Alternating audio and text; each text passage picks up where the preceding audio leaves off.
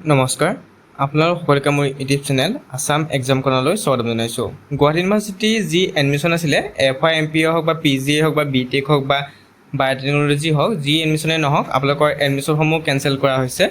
অৰ্থাৎ আপোনালোকৰ PG result দিয়াৰ পিছতেই আপোনালোকৰ অনলাইনৰ যোগেদি এডমিশ্যন হোৱা কথা আছিলে। অনলাইন যোগেদি এডমিশ্যন হোৱা কথা আছিলে, কিন্তু অনলাইন যোগেদি এতিয়া এডমিশ্যন কেঞ্চেল কৰা হৈছে, অৰ্থাৎ স্থগিত কৰা হৈছে। ইয়াত উল্লেখ কৰিছে যে 5-year integrated master programme post graduate and BTech biotechnology course has been postponed first week of August. অৰ্থাৎ আগষ্ট প্ৰথম সপ্তাহলৈকে আপোনালোকৰ পষ্টপন কৰা হৈছে। অৰ্থাৎ আগষ্ট 7 তাৰিখৰ পিছতহে আপোনালোকৰ এডমিশ্যনৰ কাৰণে আকৌ পুনৰ নটিচ ওলাব। আপোনালোকে গম পায় যে যি বানপানী হৈছে ফ্লাড চিটুৱেশ্যনৰ কাৰণে আপোনালোকৰ কেঞ্চেল কৰা হৈছে। গতিকে সেইকাৰণে আপোনালোকৰ এডমিশ্যনখিনি পিছুৱাই দিয়া হৈছে। অৰ্থাৎ 1 আগষ্ট নহয় 7 আগষ্টৰ পিছতে আপোনালোকৰ হ'ব। গতিকে 7 আগষ্টৰ ভিতৰত আপোনালোকৰ নটিফিকেশ্যন জাৰি হৈ যাব। তাৰপিছত যি এডমিশ্যন আছে এডমিশ্যন আকৌ আৰম্ভ হ'ব। আপোনালোকে অনলাইন যোগে PG এডমিশ্যন হওক বা FY MPA হওক বা যি এডমিশ্যন আছে সেই এডমিশ্যন প্ৰচেছবিলাক আৰম্ভ হ'ব। গতিকে এই নটিফিকেশ্যনখন জাৰি কৰা হৈছে।